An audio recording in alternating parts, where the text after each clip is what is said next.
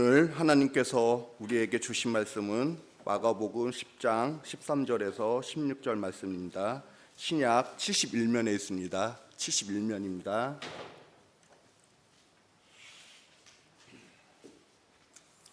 사람들이 예수께서 만져주심을 바라고 어린아이들을 데리고 오매 제자들이 꾸짖거늘 예수께서 보시고 노하시어 이르시되 어린아이들이 내게 오는 것을 용납하고 금하지 말라. 하나님의 나라가 이런 자의 것이니라. 내가 진실로 너희에게 이르노니 누구든지 하나님의 나라를 어린아이와 같이 받들지 않는 자는 결단코 그곳에 들어가지 못하리라 하시고 그 어린아이들을 안고 그들 위에 안수하시고 축복하시니라. 아멘. 제가 한 해 동안의 사랑부, 흔히 교회에서 사랑부라고 하면 이제 장애인 부서입니다. 사랑부를 담당한 적이 있습니다. 그러니까 기업으로 치면 굉장히 뜻밖의 인사발령이었습니다. 보통 사랑부는요, 이제 사회복지를 전공해서 그 친구들에 대한 이해를 얼만큼 가지고 있는 사람이나 최소한 그 사역에 뜻이 있어서 따로 지원받아 담당시키기 때문입니다. 근데 저는 그때 아무런 이해도 없었고요, 아무런 준비도 되어 있지 않았습니다. 다행히 이제 교사들이 다 천사 같았습니다. 중증 장애를 앓는 친구들까지 함께 모여 있었기 때문에 때로는 저보다 덩치가 훨씬 더 큰 친구들의 대소변까지 다 받아내 주셨습니다. 기꺼이 같은 말을 100번, 1000번씩 하면서 아이들에게 찬양은 물론이고 연극까지 가르치셨습니다. 그 속에서 부지런히 적응했습니다. 그래서 예배, 또 수련회, 여러 모임 나름 무리 없이 잘 진행하고 한 해가 마친 후에는 이제 내년은 또 나름대로 계획해 볼 수 있겠다. 내년의 사업들은 또 내 나름대로 계획 준비해 볼 수 있겠다라고 생각했을 때였습니다. 그때 예배부로 차출되었습니다. 그동안 친구들이 다 기다려 주었고 이제 친구들을 어떻게 대해야 되는지 알고 조금이나마 나도 이제 그들에게 다가가고 사랑할 수 있을 것 같다라고 생각됐던 그때에 다른 부서로 이동하게 되었습니다. 몇 번이나 재고해달라고 했지만 받아들여지지 않았습니다. 목회가 그렇습니다. 목회는 늘 준다 생각하지만요, 주는 것보다 받는 것이 훨씬 많은 일입니다. 그래서 준다 하지만 늘 받는, 그래서 빚진 마음을 가지고 있는데요, 그때는 정말 준 게 없습니다. 딴 때는 내가 준 것보다 더 많이 받기 때문에 빚진 마음을 가졌다면요, 그때는 정말 제가 준 거라고는 아무것도 없고 이제 줄 법하였는데 사실 부서가 옮겨진 거였거든요. 그래서 그 지금까지도 우리 부서들 생각하면 지금까지 늘 미안하고 빚진 마음을 가지고 있습니다. 아무튼 그때 이제 부모님들과 이야기할 기회가 참 많았습니다. 근데 부모님들이 하나같이 바라는 거는요, 자녀들의 자립이었습니다. 그래서 교회가 그럴 만한 기술 교육을 좀 마련해 주시면 좋겠습니다. 혹은 빵집과 같은 사업장을 하나 장만하고 또 거기에서 우리 친구들이 일할 수 있도록 해주시면 좋겠습니다 라는 이야기들을 굉장히 많이 들었습니다. 그러면서 분명히 아는 것은요, 부모님들은 늘 급하였습니다. 지금은 부모님이 함께 있지만 언젠가는 그렇지 못할 때가 반드시 오기 때문입니다. 그래서 때로는 친구들에게 더 엄격하기도 했습니다. 모든 것들 다 받아주는 듯 하였지만 어느 순간에라도 내가 이 친구랑 함께 할 수 없고 그래서 이 자녀들이 조금 더 성장하고 조금 더 성숙해야 된다라는 조급함이 들 때는요, 훨씬 더 엄격하게 되어야 했다라는 것이에요. 본문이 언제 어디에서 있었던 일인지는 알 수 없습니다. 다만 예수님이 예루살렘으로 올라가는 길에 있었던 일이라는 것만 알 수 있습니다. 예루살렘으로 올라가시는 예수님을 묵상할 때면 항상 그때 부모님들이 떠오릅니다. 똑같은 심정이지 않았을까요? 제자들을 보며 초조하였고 또 때로는 좌절하였을 것입니다. 함께 있을 때가 얼마 남지 않았을 뿐만 아니라 이후에는 이 제자들이 예수님의 하나님 나라 운동을 계속해서 이어가야만 했기 때문입니다. 속죄일이 되면 유대인은요, 어린 자녀들을 랍비에게 데리고 가서 복을 구하곤 하였습니다. 근데 속죄일만 그랬겠습니까? 기회가 있을 때마다 또 틈나는 대로 그랬을 겁니다. 우리 부모가 그렇기 때문이에요. 부모라고 하면요, 좋은 일이 있을 때마다 혹은 좋은 것을 경험할 때마다 자녀들을 먼저 떠올리는 사람들입니다. 예수님도 그렇게 말씀하시지 않았습니까? 아무리 악한 사람이더라도 자식에게는 좋은 것을 주기 마련이다. 그게 부모입니다. 그렇기 때문에 예수님의 가르침을 듣고 예수님이 행하시는 것을 본 사람들은요, 예수님을 뛰어난 랍비로 여겼을 테고 어떻게든지 간에 우리 자녀를 데리고 와서 복을 바라고자 했을 것입니다. 그래서 지금 오늘 본문에서도 사람들이 어린 자녀들을 예수님께 데리고 왔는데요, 제자들이 그런 사람들을 꾸짖었습니다. 지금 제자들이 얼떨결에 어쩌다 보니까 그렇게 된 것이 아니에요. 계속 그랬다라는 겁니다. 나중에 예수님께서 말씀하십니다. 어린아이들이 내게 오는 것을 용납하고 금하지 말라. 그래서 금하지 말라, 정확하게는요, 사람들을 금하는 것을 그치라 하는 뜻입니다. 근데 이 말을 굳이 시제까지 따져서 한번 읽어보면요, 미완료입니다. 우리가 미완료다라고 하는 것은 과거의 동작이 아직 완료되지 않았을 때, 혹은 과거의 동작이 계속해서 반복되고 또 지속될 때를 나타내는 이 시제입니다. 그러니까 제자들이 그런 사람들을 반복적으로 지속적으로 계속해서 막아내고 있었다라는 것이에요. 왜 그랬을까요? 예수님이 그 모습을 보시고 노하셨습니다. 우리 성경에서는 다만 노하셨다라고 번역하였지만 이때 노는 그냥 노가 아니에요. 대노입니다. 그래서 새한글 성경에서는요, 몹시 화를 내셨다라고 번역하였습니다. 우리 마가복음을 읽다 보면 예수님은 종종 감정을 표출하고 또 속마음을 내비칩니다. 그래서 때로는 아쉬워하고 또 때로는 질책하기도 합니다.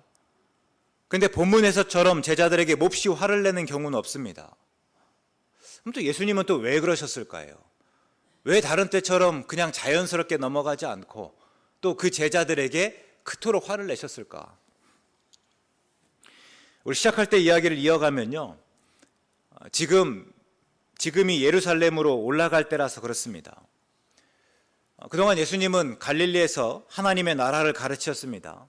마가복음 1장 14절과 15절 말씀 잘 기억하시죠?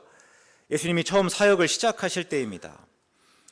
요한이 잡힌 후 예수께서 갈릴리에 오셔서 하나님의 복음을 전파하여 이르시되 때가 찼고 하나님의 나라가 가까이 왔으니 회개하고 복음을 믿으라 하시더라. 그러니까 처음 예수님의 사역 시작하실 때부터 예수님의 관심 무엇에 있었습니까? 하나님의 나라입니다. 하나님의 나라가 가까이 왔으니 회개하라. 하나님의 나라에 합당하게 돌아서라 하시는 말씀이었습니다. 그리고 이것이 예수님이 선포하신 복음입니다. 그동안 예수님은 하나님의 나라를 가르쳤고 또 온 힘을 다하여서 그 나라를 가리키셨습니다. 그리고 이제 예루살렘으로 올라가시고, 예수님은 예루살렘으로 올라가면 어떤 일이 있으실지를 비로소 말씀하시기 시작했습니다. 그러니까 지금까지는 계속해서 하나님 나라에 대해서 이야기했다면 이제는 예루살렘에 가면 어떤 일이 있을지를 비로소 말씀하시기 시작하셨다라는 거죠. 본문의 때는 그 일을 이미 2차례나 반복해서 말씀하신 이유입니다. 그러니까 그 일이라고 하면 예수님이 예루살렘에 올라가시면 고난받으시고 죽으실 것을 이미 2차례나 말씀하신 그 이유다 하는 것이에요. 그런데 제자들은 예수님의 말씀을 이해할 수 없었습니다. 예루살렘으로 올라가기로 했을 때부터 제자들의 머릿속은요, 온통 출세에 관한 생각뿐이었습니다. 그들에게 예수님은 더 이상 갈릴리에서만 슈퍼스타가 아닙니다. 이제 예루살렘에서도예요. 갈릴리에서 하던 대로만 하신다면 예수님은 예루살렘에서도 금방 인기를 얻으실 것입니다. 또 사람들은 예수님을 선지자로 여길 것이고, 어쩌면 그 중에서 몇몇 사람들은 예수님을 이스라엘 나라를 회복하실 분으로 또 높이 세우실 겁니다. 제자들이 어린 자녀를 데리고 오는 사람들을 막은 이유가 여기에 있습니다. 지금은 어느 때보다 중요하고 어린 아이들을 축복하는 사소한 일로 예수님이 방해받게 해서는 안 되었기 때문입니다. 당시 어린아이를 어떻게 여겼을까?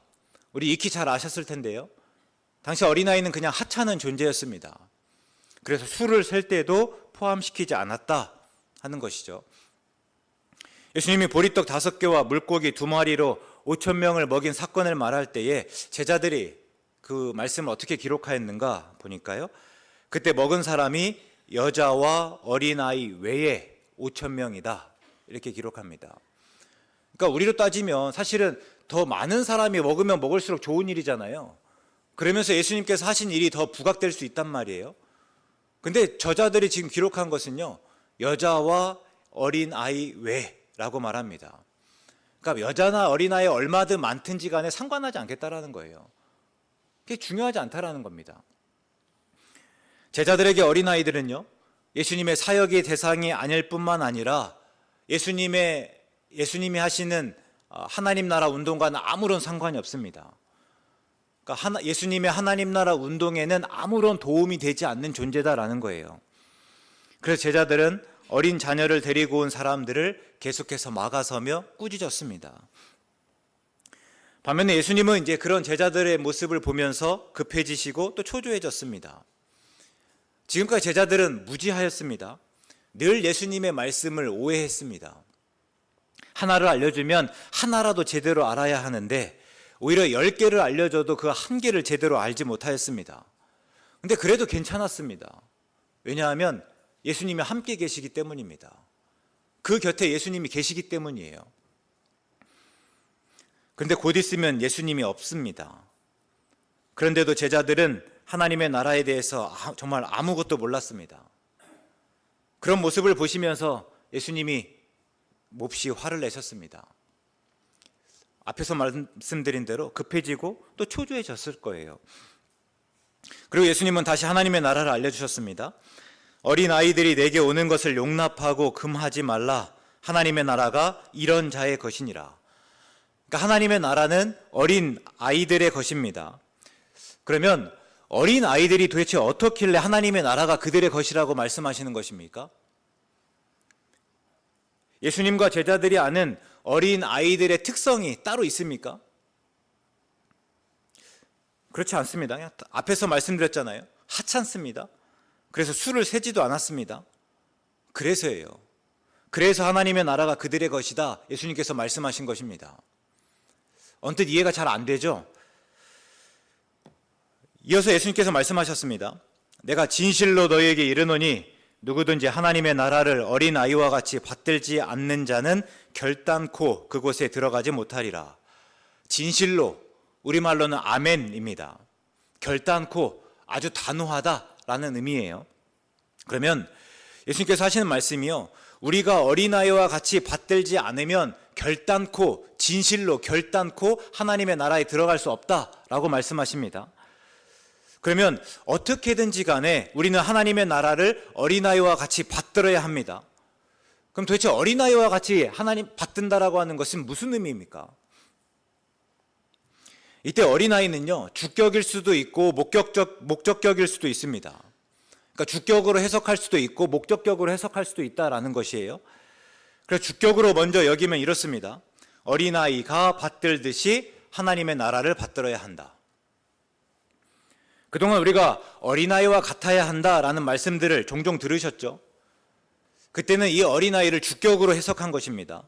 그래서 어린아이처럼 단순해야 하고 또 어린아이처럼 의심 없이 믿어야 하고 어린아이처럼 온전히 의지하고 의존해야 한다 하는 의미입니다. 근데 개인적으로는요, 이 본문에서 어린아이와 같이는요, 목적격으로 이해하는 것이 맞습니다. 그러니까 이런 식이에요. 어린아이를 받들듯이 하나님의 나라를 받들어야 한다.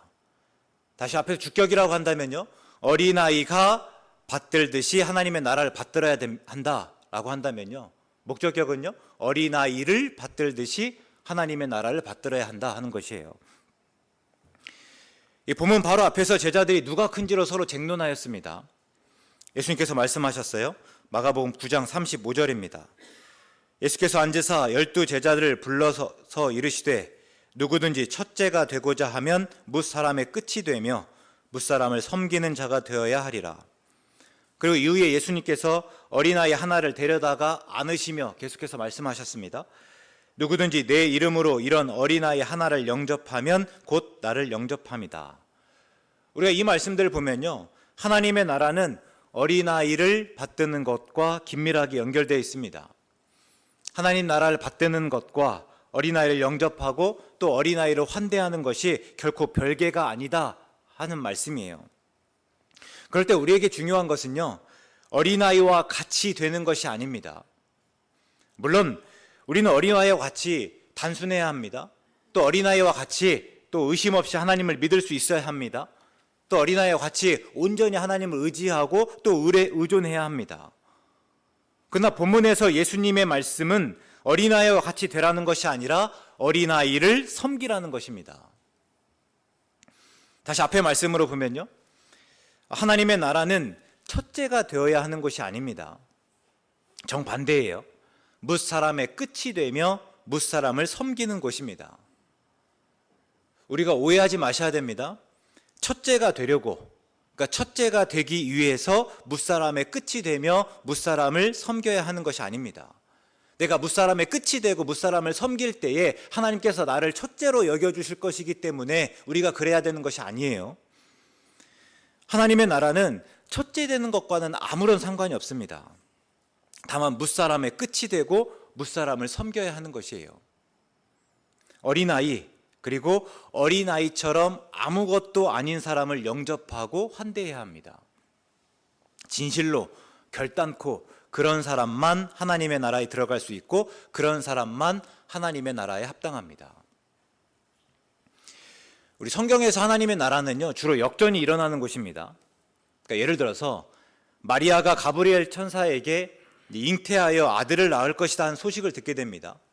그 아들은 큰 자가 되고 지극히 높으신 이의 아들이라 일컬어질 것이다 라고 하죠. 그리고 이제 이후에 마리아가 찬양합니다. 하나님이 여종의 비천함을 돌보셔서 이제 만세의 복이 되게 일컫게 하셨다 합니다. 지금 마리아는요, 스스로 비천하다 고백하는데 하나님께서 이제는 내가 만세의 복이 있게 하셨다 라고 찬양합니다. 또 비천한 자를 높이셨고 줄이는 자를 좋은 것으로 배불리셨다 합니다. 지금 나는 비천하고 지금 나는 줄이는 자에 불과하지만 하나님께서 나를 높이셨고 또 나를 좋은 것으로 배불리셨다. 또 반면에 부자는 빈손으로 보내신다 하는 내용입니다. 그러니까 뒤집어짐이 있어요. 역설이고 또 역전입니다. 또 팔복의 말씀은 어떻습니까? 누구에게 복이 있다고 하죠? 심령이 가난한 자입니다. 심령이 가난한 자가 하나님의 나라를 차지합니다. 그리고 이때 심령이 가난한 자는요, 애통하는 자이고 또 온유한 자이고 의에 줄이고 목마른 자입니다. 그리고 그들은 위로를 받고 땅을 기업으로 받고 또 배부를 것입니다. 부자와 나사로의 비유 역시 마찬가지입니다. 이 땅에서 모든 것을 다 가지고 누렸던 부자는요, 고통 가운데 머뭅니다. 반면에 이 땅에서 거지였던 나사로는요, 아브라함의 품에 안겨서 위로를 받습니다. 그래서 우리는 종종 하나님의 나라를 다만 지금의 결핍이 완전히 채워지고 지금과는 비교할 수 없을 만큼 좋은 처지와 형편에서 살 수 있는 곳으로, 있는 때로 인식하곤 합니다. 그래서 그때가 되면 모두 첫째가 되고 또 최고가 되고 그래서 그만한 대우와 인정을 받을 것으로 기대합니다. 그런데 본문에서 하나님의 나라가 하나님의 나라인 까닭은 우리의 처지와 형편이 바뀌기 때문이 아닙니다. 가치와 기준이 달라지기 때문이에요. 이 땅에선 첫째가 되고 최고가 되어야 하고 그래서 대접받는다면 하나님의 나라는 모두가 섬기는 자이고 기꺼이 뭇사람의 끝이 되는 곳입니다. 그러니 굳이 첫째가 되고 최고가 되지 않아도 됩니다. 그렇지 않아도 얼마든지 대접받습니다. 우리 차이를 아실 수 있겠습니까? 우분투라고 이 넬슨 만델라가 비폭력 저항 운동을 펼쳤는데요. 그 기본이 되는, 기초가 되는 개념입니다. 남아프리카 반투어에서 유래한 말인데요. 굉장히 다양한 뜻을 가지고 있어요. 가장 기본은요, 당신이 있기에 내가 있다 하는 의미입니다. 그러니까 당신과 내가 서로 별개가 아닙니다 라는 것이고 우리가 연결되어 있다라는 것입니다. 그래서 영어로 말하면 I am because you are 입니다. 노벨평화상 수상자이죠. 남아프리카 공화국의 성공의 대주교 투투, 이 우분투라고 하는 개념을 어쩌면 널리 알렸던 사람이기도 합니다. 그분의 이 설명을 한번 따라 보면요, 우분투는요, 마음이 열려 있고 다른 사람을 기꺼이 도우며 다른 사람의 생각을 인정하는 태도다. 이는 공동체의 일원으로서 타인의 굴욕, 홀대에 대한 공감과 책임감으로 이어진다. 뭐 이렇게만 들으면 그냥 좋은 말들 다 붙여놓은 것 같잖아요. 우리가 우분투에 대해서는 더 잘 알려진 실험이 있습니다. 종종 책이나 기사 등에서 언급되곤 하는데 본래 출처가 어디인지는 잘 모르겠습니다. 한 아프리카 부족 마을에서 있었던 일이라고 하죠. 한 인류학자가 모든 아이들을 이렇게 모아놓고 깜짝 제안을 합니다. 나무에 과일 바구니를 이렇게 두고 누구든지 가장 먼저 도달한 사람에게 이 과일 바구니를 주겠다라는 것이었어요. 그래서 아이들이 출발했는데요.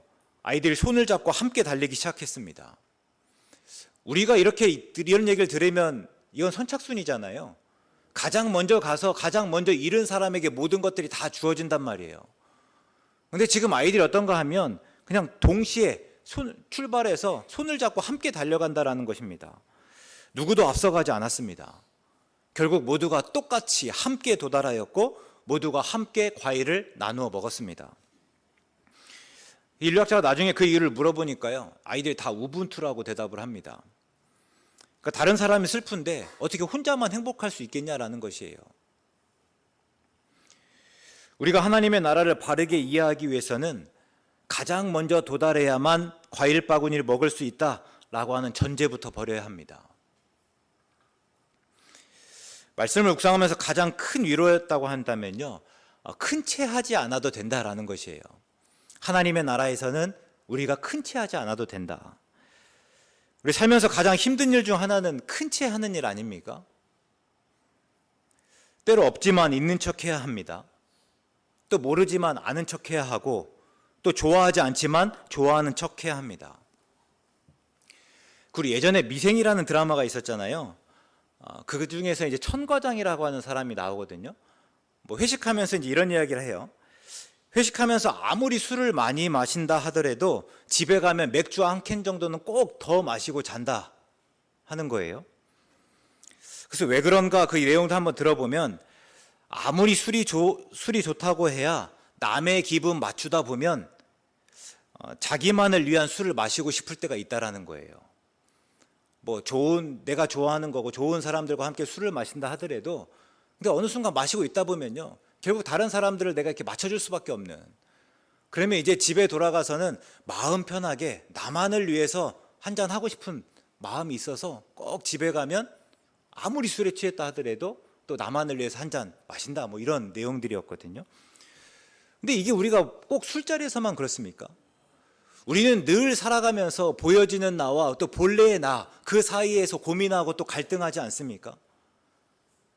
그래서 나와 다른 모습들을 너무나 많이 보였다 했을 때는요, 한편으로 힘이 빠지기도 하고, 또 집에 와서는 또 다른 모습으로도 살아보기도 하지 않습니까?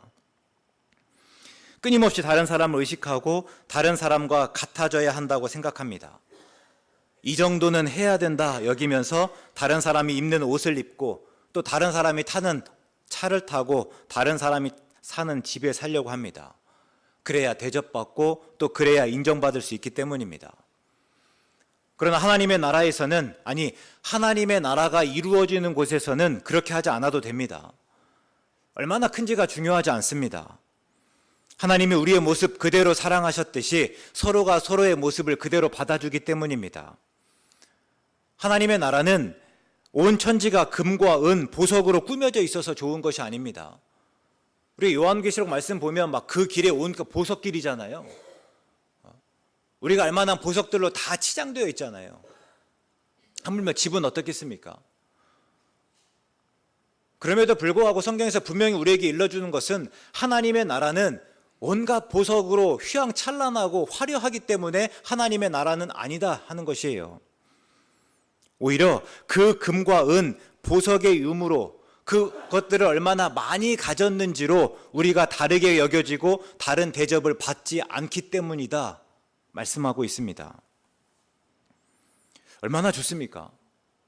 우리가 기대하는 하나님의 나라는 그것이에요. 내가 이 땅에서는 금과 은, 보석 충분히 많이 가지고 있지 못하지만, 그 땅에서는 하나님의 나라에 가면 널린 게 보석이라고 하니까 얼마나 좋겠는가, 이게 아니라 이 땅에서는 그것들을 얼마나 많이 가졌는가에 따라서 다른 사람들이 나를 다르게 보기도 하고, 내가 그런 사람들을 의식하며 살아갈 수밖에 없지만 하나님의 나라에서는요, 그것과 전혀 상관없이 우리 모두가 다 대접받고 인정받고 그냥 우리 모습 그대로 받아들여지기 때문이다. 그래서 하나님의 나라다. 이것이 예수님의 말씀입니다. 계속해서 예수님은 우리에게 도전하십니다. 하나님의 나라는 그 나라에 들어가면서 시작되는 것이 아니라 오히려 그 나라를 살아가는 사람이 들어갈 수 있는 곳이다. 그러니까 다시 말해보면요, 세상의 나라를 살다가 언젠가 때가 되면 그때부터 하나님의 나라를 살아가는 것이 아닙니다. 그 이전까지는 세상의 나라, 세상의 가치와 기준으로 살다가 어느 순간 시작해서 하나님의 나라, 하나님의 가치와 기준으로 살아가는 것이 아니다 하는 것이에요. 하나님의 나라를 살던 사람만이 하나님의 나라에서 계속 살 수 있습니다. 하나님의 나라는 지금 어린아이와 또 어린아이처럼 아무것도 아닌 사람을 받들고 영접하고 환대해야 하고 그런 사람이 진실로 결단코 들어갈 수 있습니다. 그리고 예수님은 보란 듯이 어린아이를 안고 그들에게 안수하시고 축복하셨습니다. 여러분, 하나님의 나라는 이미 시작되었습니다. 비록 똑똑히 보이지 않지만 하나님의 뜻이 하늘에서와 같이 땅에서도 이루어지는 줄 저는 믿습니다. 그러나 제가 조금 더 관심을 가지고 또 기대하는 것은요, 분명 교회입니다. 세상의 가치와 기준이 하루아침에 바뀔 리 없습니다. 때로 세상을 보면 그 가치와 기준이 너무나 견고해서 다른 가치와 기준으로는 살아볼 엄두조차 내지 못할 듯합니다. 그러나 교회에서는 얼마든지 다른 가치와 또 기준대로 살아볼 수 있습니다. 아니, 교회에서는 그래야 됩니다. 교회에서는 세상의 가치와 기준, 그것과 다른 또 다른 가치와 기준으로 살아야 합니다. 교회에서만큼은 어린아이들도 또 어린아이와 같은 사람들도 얼마든지 받아들여져야 하고 또 큰 채 하지 않아도 인정받아야 되고 그래서 하나님의 나라가 경험되어야 합니다. 우리 그런 교회를 좀 만들어 가실 수 있으면 좋겠습니다. 그냥 나대로 그대로 보이지만 내가 조금 더 경건한 척하고 내가 조금 더 믿음 도운 척하고 내가 또 다른 사람들을 의식하면서 이런 일들을 하지 않아도 그냥 내 모습 그대로 받아들여지는 곳, 그래서 편안하고 또 그래서 기쁨이 있는 곳, 그런 교회면 얼마나 좋겠습니까? 우리 그렇게 살아가실 수 있기 바랍니다. 그래서 진실로 결단코 하나님의 나라에 들어가시는, 아니 진실로 결단코 이미 그 하나님 나라를 살아가시는 우리 모두 되실 수 있기를 주의 이름으로 축원합니다. 사랑의 하나님, 우리 교회가 어린아이를 받드는 교회 되게 하시옵소서. 누군가가 어린아이라고 여겨질 때 그 누군가의 끝에 서며 그 누군가를 섬기는 우리 되게 하시고 그 속에서 우리의 가치와 기준이 달라지게 하시옵소서. 그래서 하나님의 나라를 더욱 살아가며 그 나라를 더욱 기대하고 소망하는 우리 모두 되게 하시옵소서. 예수님의 이름으로 기도드립니다.